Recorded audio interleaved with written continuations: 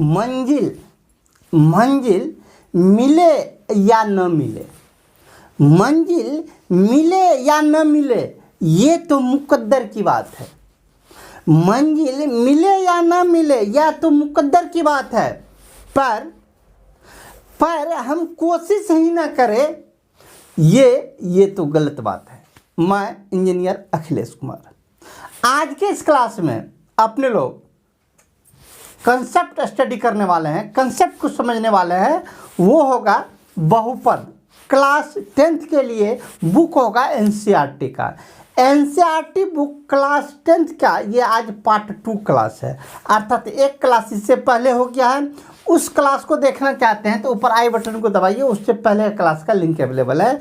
उसमें अपने लोग बहुपद के मैक्सिमम स्टेप का कंसेप्ट अपने लोग समझ गए थे। इससे पहले क्लास में अपने लोग पढ़े थे बहुपद का परिभाषा, बहुपद का वर्गीकरण, बहुपद का शून्यक, बहुपद का घात, ये सब इससे पहले क्लास में अपने लोग पढ़ चुके हैं। आज की क्लास में अपने लोग पढ़ेंगे बहुपद का शून्यक निकालने का विधि। बहुपद का कुछ कंसेप्ट पहले हो चुका है। जो स्टूडेंट आज पहली बार देख रहे हैं उनसे मेरा आग्रह होगा जो आप इस क्लास से पहले उस क्लास को देख लीजिए, फिर इस क्लास को देखिएगा तो बड़ा मज़ा आएगा। एकदम सिंपल प्रोसेस से बतलाया, आपको आसानी से समझ में आ जाएगा। सबसे एक अलग प्रोसेस से बतलाया है। तो आइए आज चलते हैं, ये शून्यक निकालने का विधि क्या होता है जरा इन पे चलते हैं, जो कैसे कैसे शून्यक निकालते हैं। शून्यक ज्ञात करने की विधि देखिए है क्या, बुक में तो बहुत सारा स्टेप, बहुत सारा विधि दिया हुआ है। हम एक्सरसाइज को नहीं सॉल्व कर रहे हैं, हम पहले आपको कंसेप्ट समझा रहे हैं। यदि आपको कंसेप्ट आसानी से समझ में आ रहा है, यदि कंसेप्ट आपका क्लियर है तो एक्सरसाइज बनाने की आपको आवश्यकता ही नहीं है। यदि कंसेप्ट ही क्लियर नहीं है तो फिर एक्सरसाइज बनाने में आपको बहुत ज़्यादा कठिनाई होगा। इसमें सबसे पहले शून्यक ज्ञात करने की विधि। शून्यक कैसे ज्ञात करते हैं, कल के क्लास में चर्चा किए थे। एक बहुपद लिए थे, वो बहुपद था मेरा ये x-5, यही बहुपद था कि x + 5 था, भूल भी गए हैं। चलिए मान लीजिए ना, माइनस प्लस कुछ भी हो सकता है। x - 5 को ही रखिए। इसका शून्यक अगले क्लास में उससे direct heat and trial process से निकाल लिए थे। कितना, तो x का वैल्यू निकाल लिए थे 5। शून्यक निकाल लिए थे 5। शून्यक किसको कहते हैं तो आज भी थोड़ा समझ लिए। इसमें x का मान कितना रख दे कि पूरे का वैल्यू 0 हो जाए, तो x को कितना रखेंगे, 5 रख दीजिए। तो 5 में से 5 - 5 = 0, अर्थात x का वैल्यू कितना, 5। तो x का मान कितना रखें कि पूरे का वैल्यू 0 हो गया, तो 5। आपने ये कैसे सोचा, आपके माथा में ये कैसे आ गया जो 5, उससे जैसे सोचे उस सोच को आप यहाँ प्रकट कीजिए, बस आपका काम क्लियर है। आपने कैसे सोच लिया कि x का वैल्यू 5 रखेंगे तो इसका वैल्यू हमें 0 देगा। आप कैसे किए उसको हम स्टेप बाय स्टेप बतलाते हैं। देखिए सबसे पहले शून्य कैसे ज्ञात करेंगे। सबसे पहले जो बहुपद दिया हुआ उतना बराबर 0 कर लीजिए। जो भी बहुपद दिया हुआ उतना बराबर 0 कीजिए। तो 0 कीजिएगा तो एक समीकरण प्राप्त होगा, उस समीकरण को हल कीजिए, आपको x का मान आ जाएगा। ठीक ना। चलिए शून्य को ज्ञात करने की विधि के बारे में क्या लिखेंगे। बहुपद, जो भी बहुपद हो, बहुपद को 0 के बराबर कर ले, जिससे एक समीकरण प्राप्त होगा। एक समीकरण प्राप्त होगा। उस समीकरण को हल करें। चलिए शून्य कैसे ज्ञात करते हैं। शून्य ज्ञात करने का विधि क्या हुआ। तो जो भी जिस बहुपद का शून्य ज्ञात करना हो उतना को 0 के बराबर कर ले, जिससे एक समीकरण प्राप्त होगा, उस समीकरण को हल कर ले। यही आपका वर्किंग रूल है। तो इसी बहुपद का शून्य ज्ञात करना था, तो कैसे कैसे शून्य ज्ञात करेंगे। तो जिसका शून्य ज्ञात करेंगे, शून्य ज्ञात करने की विधि, तो उस बहुपद को 0 के बराबर कर लेंगे, x माइनस 5 बराबर 0 कर लेंगे। अब हमें एक समीकरण ये बन गया, इस समीकरण को हल कर लीजिए। x बराबर 5 को उठा के उस साइड भेजिए तो 0 प्लस 5, इस साइड माइनस 5 था, उस साइड प्लस 5 चला गया, तो x बराबर कितना निकल गया 5, ये ना शून्य। चलिए दूसरा एग्जाम्पल, कल का ही दूसरा एग्जाम्पल लेते हैं। एफ एक्स बराबर वो एग्जाम्पल था एक्स स्क्वायर माइनस 9। आइए इसमें कितना बहुपद होगा, सॉरी इसमें कितना शून्य होगा और शून्य को ज्ञात करना। प्रोसेस क्या बोले, जिसका शून्य ज्ञात करना उतना बराबर 0 कीजिए। तो कैसे हल कीजिएगा, एक्स स्क्वायर माइनस 9 बराबर 0 कर लेंगे। अब इनको हल कीजिए, या एक्स स्क्वायर बराबर 9 को उस साइड भेजिए, 0 माइनस 9 है तो उस साइड जाएगा तो प्लस 9, 0 में 9 जोड़िए तो 9, या x बराबर स्क्वायर है, स्क्वायर उस साइड जाएगा तो रूट बन जाएगा √9, या x बराबर रूट, किसी भी संख्या पर रूट पड़ता है तो उसका वैल्यू प्लस माइनस दोनों में होता है। तो 9 का वर्गमूल 3, इसीलिए x बराबर पहले लिख लीजिए प्लस में 3 और माइनस में 3, दोनों आंसर होगा। देख लिया शून्य के निकालने की विधि। आपको और भी तरह तरह का है शून्य के निकालने की विधि। फिलहाल अपने लोग 2 विधि पे चर्चा किए शून्य के निकालने का। कैसे कैसे प्रोसेस, सिंपल प्रोसेस है, क्या बहुपद को 0 के बराबर कर ले, उसके बाद हल कर लीजिए, आपका शून्य कंप्लीट। ये 2 वैल्यू दिया तो पहला वैल्यू को कहेंगे अल्फा, अल्फा बराबर 3, और दूसरा वैल्यू को कहेंगे बीटा, बीटा बराबर -3। यहाँ x बराबर 5 निकला तो इसको कहेंगे अल्फा बराबर 5। कंप्लीट। उम्मीद है कि आप शून्य के निकालने के लिए आसानी से आप समझ गए होंगे। साइड होने पहले नोट कीजिए। चलिए अब अपने लोग चर्चा करते हैं, शून्य के निकालने का तो प्रोसेस सीख लिए। अब अपने लोग बहुपद का ग्राफ पे चर्चा करेंगे। जो बहुपद का ग्राफ कैसा होगा, उनका ग्राफ से पहचानना जो कौन सा बहुपद है, उन पे अब चर्चा करने जा रहे हैं। अब चलिए अब अपने लोग चलते हैं बहुपद का ग्राफ। कौन कौन बहुपद का ग्राफ कैसा होता है उन पर चर्चा करते हैं।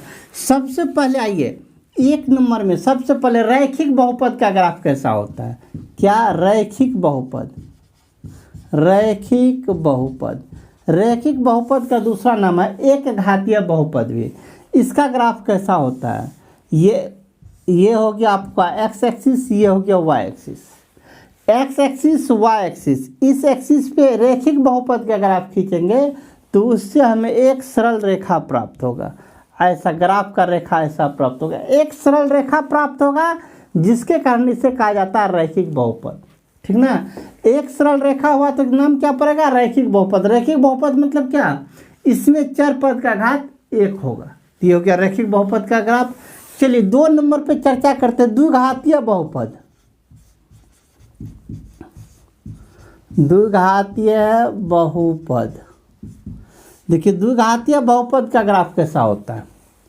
वाई एक्सिस ये हो गया एक्स एक्सिस, एक्स ये हो गया वाई। द्विघातीय बहुपद का आकार परवलयाकार होगा, ऐसा, ये भी ऊपर बढ़ेगा, ये भी ऊपर जाएगा। ये हो गया द्विघातीय बहुपद। एक बात याद रखिएगा, द्विघातीय बहुपद का ग्राफ जो देख रहे हैं ये परवल है। परवल है इसीलिए इसका नाम है कि इसका आकार परवल के आकार का होता है। ठीक ना, इसे कहते हैं परवलयाकार। ये परवलयाकार, ये अभी ऊपर घुमा हुआ है तो जरूरी नहीं कि हर हमेशा ऊपर ही घुमा रहेगा। कभी आपका इधर भी घुमा रह सकता है, इससे भी, कभी नीचे भी घुमा रह सकता है, कभी इस साइड भी घुमा रह सकता है। तो घूमे किसी साइड उससे कोई मतलब नहीं है, लेकिन होना चाहिए परवलयाकार। चाहे ये ऊपर की ओर हो कि नीचे की ओर हो कि दाएं हो कि बाएं हो, उससे मतलब नहीं है, लेकिन परवलयाकार हुआ तो इसे क्या कहेंगे, द्विघातीय बहुपद। चलिए अब चलते हैं त्रिघातीय बहुपद का ग्राफ। त्रिघातीय बहुपद, देखिए त्रिघातीय बहुपद का ग्राफ कैसा होगा। एक्स एक्सिस ये हो गया वाई एक्सिस, ये हो गया एक्स एक्सिस। त्रिघातीय बहुपद का ग्राफ देखिए, परवलयाकार हुआ तो इसका नाम पड़ गया द्विघातीय। जरा गौर से देखिएगा, ये हो गया परवलय, तो ये कैसा बहुपद का ग्राफ है, द्विघातीय का, उसी आकार का द्विघातीय। ये ऊपर जाके एक बार और यू टर्न लेगा तो ये हो गया त्रिघातीय बहुपद। एक ही बार ऊपर गया तो द्विघातीय, एक बार और टर्न लिया तो त्रिघातीय हो गया, एक बार फिर घूम जाएगा तो हो जाएगा चतुर्घातीय बहुपद। चतुर्थ घातीय बहुपद। तो ये हो गया y एक्सिस, ये हो गया आपका x एक्सिस, ये हो गया y एक्सिस, चतुर्घातीय बहुपद का ग्राफ। एक बार टर्न लिया तो द्विघातीय, इस बार त्रिघातीय, इस बार ऊपर गया तो चतुर्घातीय। ये हो गया आपका चतुर्घातीय बहुपद। बात समझ में आई? अब ग्राफ देख के तो पहचान जाएंगे जो कौन कौन किनका ग्राफ है। रैखिक बहुपद या एक घातीय बहुपद हो तो एक सरल रेखा होगा, द्विघातीय बहुपद हो तो परवलयाकार होगा, त्रिघातीय हो तो इस मतलब एक परवलयाकार के बाद फिर यू टर्न ले, और चतुर्घातीय हो तो ये त्रिघातीय में एक बार और टर्न ले लिया तो चतुर्घातीय। तो सिंपल है, आप ग्राफ देख के बहुपद का डिसीजन ले सकते हैं, ये कौन सा बहुपद है, ये घातीय है कि द्विघातीय कि त्रिघातीय, आसानी से आप डिसीजन ले सकते हैं। चलिए बहुपद का ग्राफ तो अपने लोग जान गए। अब चलते हैं बहुपद के शून्यक का ग्राफ, अर्थात बहुपद का शून्यक। ग्राफ देख के बहुपद के शून्यक की संख्या कैसे पता करेंगे उन पे चलते हैं। अब चलते हैं ग्राफ देख के शून्यक की संख्या कैसे पता करेंगे, ठीक ना। बहुपद आपको दिया नहीं रहेगा, बहुपद का ग्राफ दिया रहेगा, उससे आपको शून्यक की संख्या ज्ञात करना तो कैसे ज्ञात करेंगे। आइए इनको देखते हैं। जैसे कि आपका किसी प्रकार का ग्राफ रह सकता है। उदाहरण के तौर पे यदि ग्राफ ऐसा रहा, ये हो गया एक्स एक्सिस, ये हो गया वाई एक्सिस, आपका ये हो गया ग्राफ का रेखा, कहेंगे इसमें क्या गो शून्यक होगा, शून्यक की संख्या क्या गो शून्यक होगा इसमें। देखिए सिंपल सा बात है, कोई भी ग्राफ का रेखा एक्स अक्ष को जितना बार काटेगा शून्यक उतना ही होगा। वाई से मतलब नहीं है, वाई को कितनों बार काट ले कोई मतलब नहीं है। एक्स अक्ष को जितना बार काटेगा, तो एक्स अक्ष को यहाँ पे काटा है, इसमें शून्यक की संख्या हो गया एक। वाई को काटे उससे मतलब नहीं है, एक्स को जितना बार काटेगा उतना शून्यक होगा। जैसे दूसरा उदाहरण लेते हैं, चलिए ऐसा graph X axis Y axis, इसमें ग्राफ आपका ऐसा है, किसी एक प्रकार से रख लूँ, ऐसे ऐसे ऐसे ऐसे। चलिए इसमें बोलिए शून्यक की संख्या कितनी, शून्यक की संख्या। आइए इसमें क्या वो शून्यक होगा। एक्स अक्ष को देखिए कितना बार काटा है, एक्स अक्ष को यहाँ एक बार काटा है, एक्स अक्ष को यहाँ एक बार काटा है, तो मतलब शून्यक की संख्या इसमें हो गया 2, ठीक ना। इस प्रकार का ग्राफ, इस पर और थोड़ा सा कॉम्प्लिकेटेड ग्राफ देते हैं, कॉम्प्लिकेटेड नहीं, माइंड से थिंकिंग करने वाला ग्राफ देते हैं। इसमें आइए, इसमें शून्यक की संख्या कितना, शून्यक की संख्या। चैलेंज सबसे गलत होगा, सबसे गलत होगा, निश्चित गलत बतला जाएगा। इसमें शून्यक कितना माथा में आता होगा जी, एक बार यहाँ पे काटा तो एक शून्यक, लेकिन गलत बात। वाई अक्ष को काटे उससे हमें कोई लेना देना नहीं है, हमें एक्स अक्ष को कितना बार काटा है ये देखना है। एक्स अक्ष को जितना बार काटेगा शून्यक उतना होगा। तो अब माथा में आता होगा जो एक्स अक्ष को ये ग्राफ का रेखा एक भी बार नहीं काटता है तो शून्यक की संख्या 0, मतलब एक भी नहीं, लेकिन वो भी गलत। शून्यक की संख्या 0 नहीं, जरा गौर कीजिए। ये ग्राफ का रेखा जब भी होता है तो तीर का चिन्ह लगा होता है, इसका मतलब ये रेखा उधर भी बढ़ रहा है, ये रेखा इधर भी बढ़ रहा है, अभी नहीं काट रहा है, लेकिन इस रेखा को आगे यदि बढ़ाएंगे तो एक्स अक्ष को कहीं ना कहीं काटेगा। एक्स अक्ष को एक बार काटा तो इसमें शून्यक की संख्या हो गया 1। बात समझ में आई। चलिए अब तीसरा का, ये दूसरा का, ये तीसरा का फिगर था। चौथा फिगर पे हम चर्चा करते हैं। चौथा फिगर ऐसा देखिए, इसमें बोलिए क्या, ये हो गया एक्स एक्सिस, ये हो गया वाई एक्सिस, इसमें क्या को शून्यक होगा, शून्यक की संख्या। इसमें क्या को शून्यक, सिंपल सा 3 शून्यक, एक बार यहाँ पे काटा है, एक बार यहाँ पे काटा है, एक बार यहाँ पे काटा है। एक्स अक्ष को 3 बार काटा है, इसमें शून्यक की संख्या कितना हो जाएगा 3। बात खत्म। चलिए इतना को नोट कर लीजिए। अब चलते हैं अपने लोग शून्यक का अल्फा बीटा गामा जो होता है उनमें और शून्यक में क्या संबंध है, उनका कौन कौन सा फॉर्मूला है, आइए उन पर अब चर्चा करते हैं। चलिए अब चलते हैं शून्यक का बहुपद का शून्यांक एवं गुणांक के बीच संबंध। यदि मेरा इस बहुपद का स्टैंडर्ड फॉर्म, द्विघातीय बहुपद का स्टैंडर्ड फॉर्म होता है a x square plus b x plus c. ये हो गया मेरा स्टैंडर्ड फॉर्म। किनका स्टैंडर्ड फॉर्म? तो द्विघातीय बहुपद का ये स्टैंडर्ड फॉर्म हुआ, ठीक ना। द्विघातीय बहुपद का ये मेरा स्टैंडर्ड फॉर्म हुआ।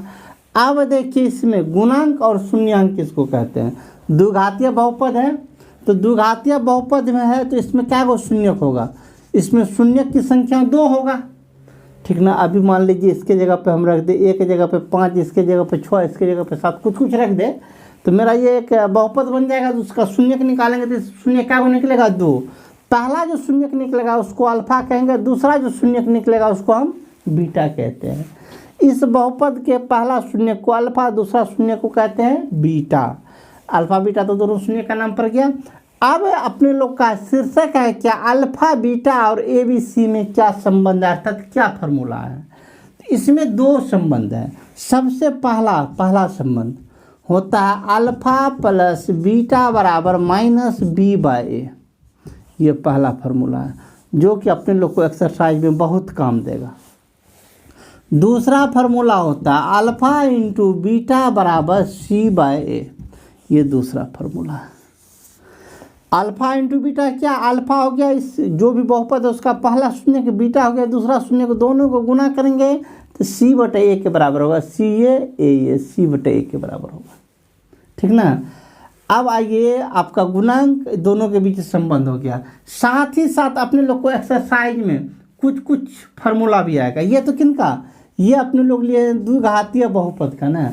त्रिघातीय बहुपद भी होता है। त्रिघातीय बहुपद का स्टैंडर्ड फॉर्म होता है a x cube plus b x square plus c x plus d, ठीक ना। इसका शून्यक, इसमें 3 शून्यक होता है। इसमें 3 शून्यक, पहला अल्फा, दूसरा बीटा, तीसरा gamma.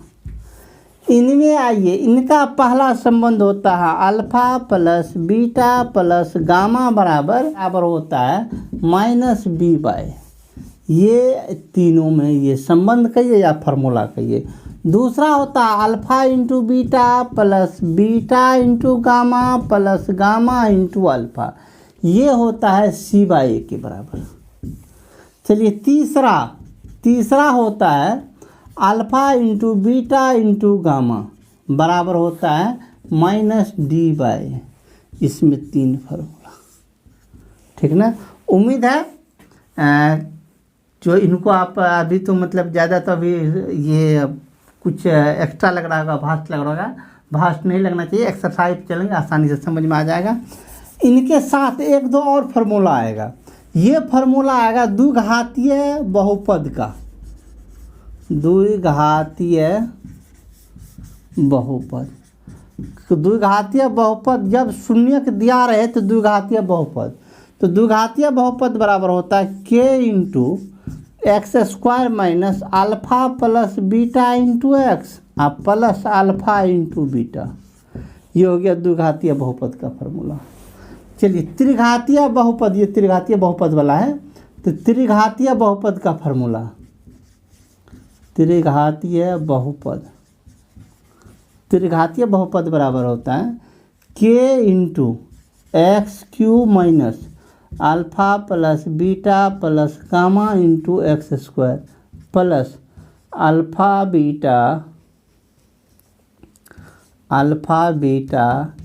Beta gamma into gamma alpha into x minus alpha beta gamma, ठीक ना।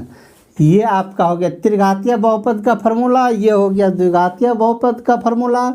ये फार्मूला भी बहुत इम्पोर्टेंट है। इनके साथ साथ इसमें बीजगणित का 1-2 और भी फार्मूला काम आएगा। ए प्लस बी का होल स्क्वायर, ये सब भी काम आएगा। तो आइए उन पर भी एक नज़र डाल लेते हैं। कुछ इसमें इम्पोर्टेंट फार्मूला भी आने वाला है अलजेब्रा का। इसमें क्या सब आएगा, जैसे ये ए प्लस बी का होल स्क्वायर बराबर होता है a square plus 2ab plus b square, या ए माइनस बी का होल स्क्वायर बराबर a square minus 2ab plus b square, ठीक ना। या a plus b into a minus b बराबर होता है a square minus b square. ठीक ना, उल्टा करके लिख लीजिए तो थोड़ा आसानी से समझ में आएगा। ए स्क्वायर माइनस बी स्क्वायर बराबर ए plus b into a minus B. A square plus b square बराबर ए प्लस बी का होल स्क्वायर माइनस 2ab। ठीक ना, इनके बाद इनका एक दूसरा ही फार्मूला होता है ए माइनस बी का होल स्क्वायर प्लस 2ab। ठीक ना, क्यू वाला भी ए प्लस बी का होल क्यू बराबर a cube plus b cube plus 3a square B plus 3ab square. या दूसरा ही formula A cube plus b cube plus 3ab into a plus b. Minus formula लेके a minus b का whole cube बराबर a cube minus B cube, serial क्रम में लिखना नहीं है। ठीक ना, चलिए लिखिए, कोई बात नहीं। A cube minus B cube, उनके बाद minus 3a square B plus 3ab square A B square. ठीक ना, इसका एक और फार्मूला ए क्यू माइनस बी क्यू, दोनों में से कॉमन ले लीजिए, minus 3ab common, 3ab common आ गया तो यहाँ बच गया ए, यहाँ बच गया बी, माइनस में बी। ठीक ना, ए माइनस बी। चलिए, इतना फार्मूला काम में आएगा, इनको लिख लीजिए कंप्लीट। अब अपने लोग चलते हैं एक्सरसाइज पर। इतना बात कंप्लीट हो गया, तब एक्सरसाइज पर जाना है। एक्सरसाइज लेकिन आज नहीं बतलाएंगे, आज की क्लास में रहने दीजिए इतना ही। अगले क्लास में एक्सरसाइज को लेके आएंगे। इससे पहले का क्लास देखना चाहते तो ऊपर और नीचे इससे पहले का क्लास का लिंक अवेलेबल है, सामने बुक का प्ले लिस्ट है, सामने सब्सक्राइब का बटन। मिलते हैं अगले क्लास में। जय हिंद।